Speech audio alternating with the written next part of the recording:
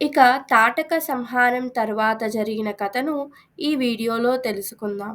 నమస్కారం. తాటకను సంహరించి మారీచ, సుబాహులను కొట్టి విశ్వామిత్రుడి యాగాన్ని నిర్విఘ్నంగా కొనసాగించిన నాటి రాత్రి రామలక్ష్మణులు హాయిగా నిద్రపోయి వేకువతోనే లేచారు. వారు కాలకృత్యాలు తీర్చుకుని విశ్వామిత్రుడు, ఇతర మునులు ఉండే చోటుకి వెళ్ళి వారందరికీ నమస్కారాలు చేసి విశ్వామిత్రుడితో, మహాముని, మీ ఆజ్ఞ నిర్వర్తించాము.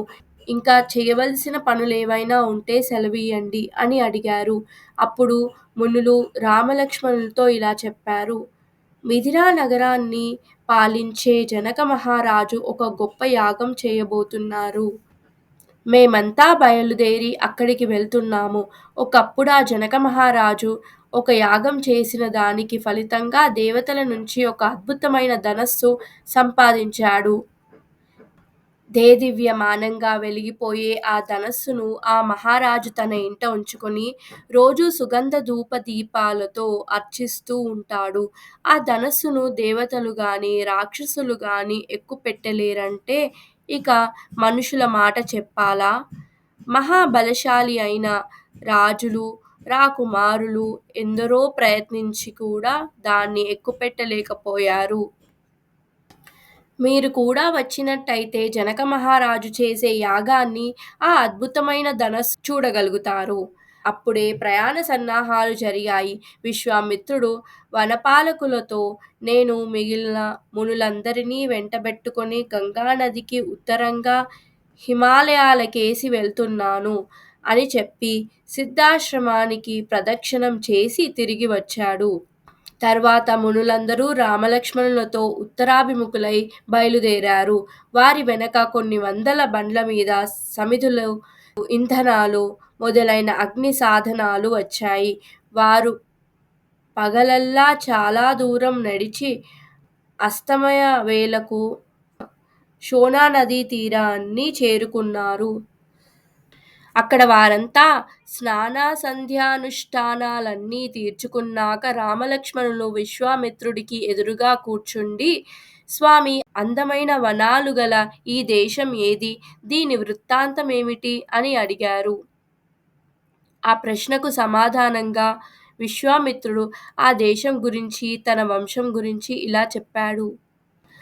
పూర్వం బ్రహ్మ యొక్క కుమారుడు కుశుడనే మహాతపస్వి ఉండేవాడు. ఆయన వైదర్భి అనే ఒక రాజకుమార్తెను పెళ్లాడి ఆవిడకు 4 కుమారులను, కుశాంబుడు, కుశనాభుడు, అధూర్తరజసుడు, వనువు అనే వారిని కన్నాడు. ఆయన క్షత్రియ ధర్మాన్ని పెంపొందించగోరి తన 4 కొడుకులను భూమిని పంచుకొని న్యాయంగా ప్రజా పరిపాలన చేయవలసిందిగా ఆజ్ఞాపించాడు. వారు కూడా ఆ విధంగానే 4 గొప్ప నగరాలను తమ రాజధానులుగా చేసుకొని రాజ్య పాలన చేశారు. కుశాంబుడు రాజధాని కౌశాంబి, కుశనాభుడి రాజధాని పేరు మహోదయం, అధూర్తరజసుడి ధర్మారణ్యమనే పట్టణాన్ని రాజధాని చేసుకున్నాడు. వనువు అనేవాడు గిరివ్రజం రాజధానిగా పెట్టుకుని పరిపాలించాడు. మనం ఇప్పుడున్నది ఆయన పరిపాలించిన దేశంలోనే. ఈ దేశం చుట్టూ 5 అందమైన పర్వతాలున్నాయి. ఈ శోణా నది ఆ పర్వతాలలోనే పుట్టి ఈ ప్రదేశంలోనే సారవంతంగాను, సస్యశ్యామలంగాను చేస్తూ ఉన్నది. ఇది తూర్పున పుట్టి పడమరకు ప్రవహించే నది. కుశుడి కుమారులలో కుశనాభుడనే వాడొకడున్నాడని చెప్పుకున్నాం కదా. ఆయనకు ఘృతాచి అనే భార్య ఉండేది. వారిద్దరికీ 100 మంది ఆడపిల్లలు కలిగారు. వారంతా చక్కని చుక్కలు.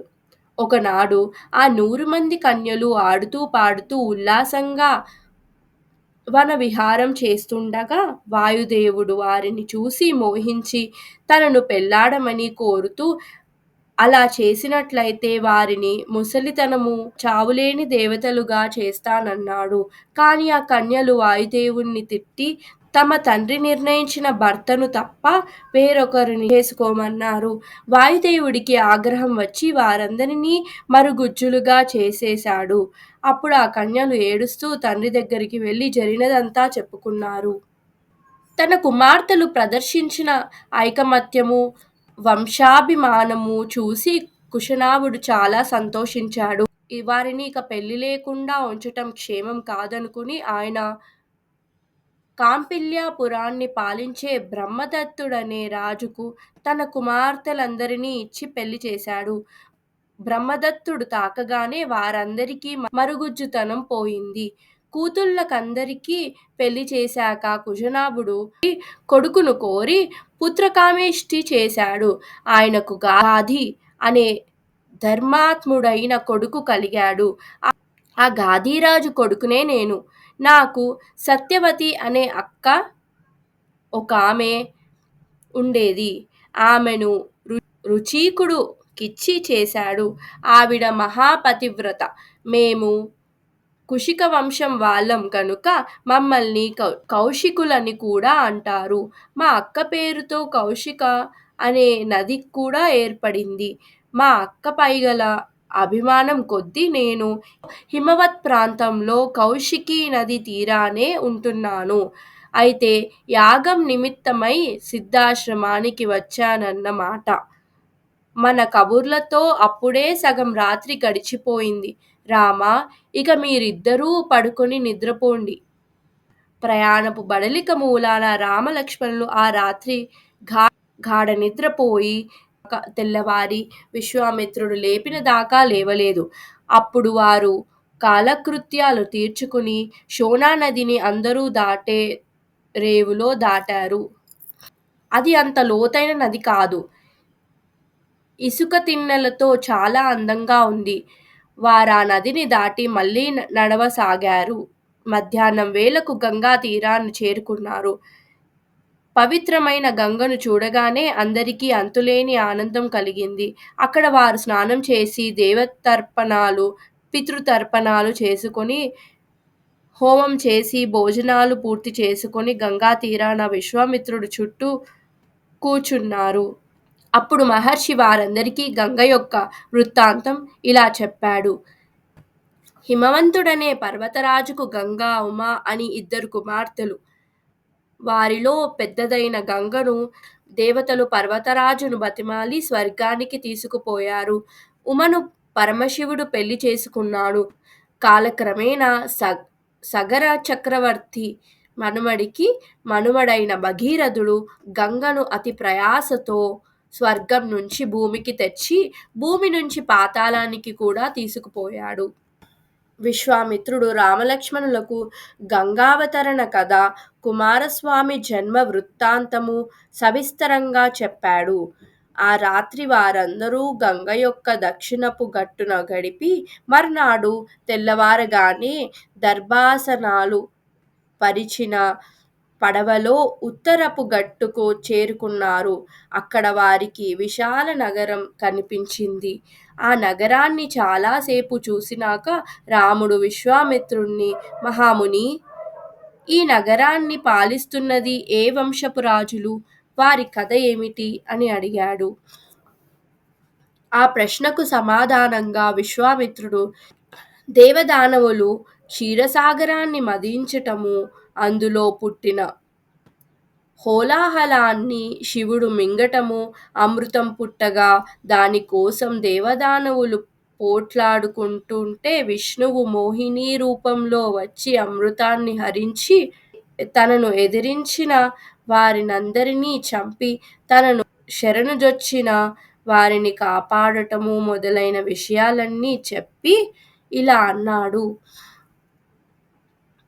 తన కొడుకులందరూ ఇంద్రుడి చేతిలో చనిపోయేసరికి దతి తన భర్త అయిన కశ్యపుడి వద్దకు వెళ్ళి ఇంద్రుణ్ణి చంపగల కొడుకు తనకు కలిగేట్టు వరమియ్యవలసిందిగా వేడుకున్నది.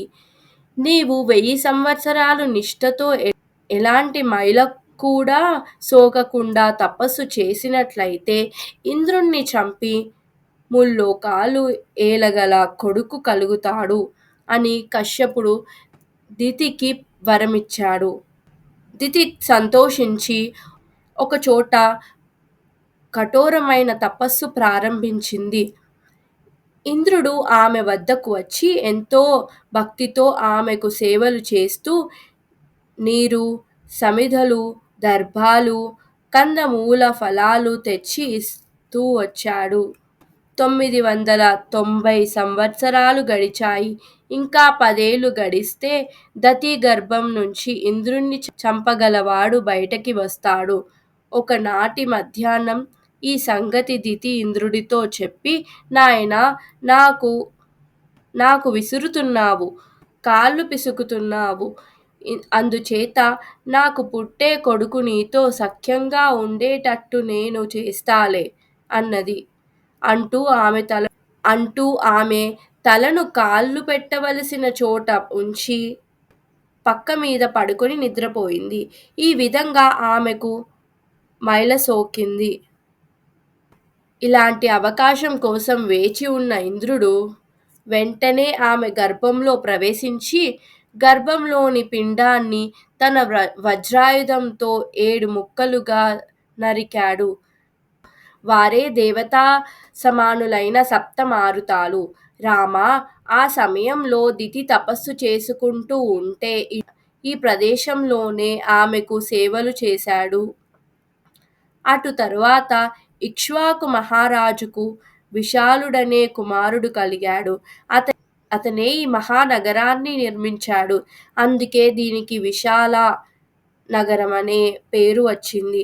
ఇప్పుడు ఈ నగరాన్ని వారి వంశానికి చెందిన సుమతి అనేవాడు పాలిస్తున్నాడు అని విశ్వామిత్రుడు రాముడితో అన్నాడు. ఈ లోపల సుమతికుడు విశ్వామిత్రాదుల రాక తెలిసి బంధు, మంత్రి, పురోహితులు మొదలైన వారితో వచ్చి స్వాగతం చెప్పాడు. విశ్వామిత్రుడు రామలక్ష్మణులను సుమతికి పరిచయం చేశాడు. వారందరూ ఆ రాత్రికి సుమతి అతిథులుగా ఉండి తెల్లవారగానే మిథిలా నగరానికి ప్రయాణమయ్యారు. రామాయణంలోని మరికొన్ని ముఖ్య విషయాలు మరొక వీడియోలో తెలుసుకొనుటకు మన ఛానల్ను సబ్స్క్రైబ్ చేసుకోండి. ధన్యవాదాలు. మళ్ళీ కలుద్దాం.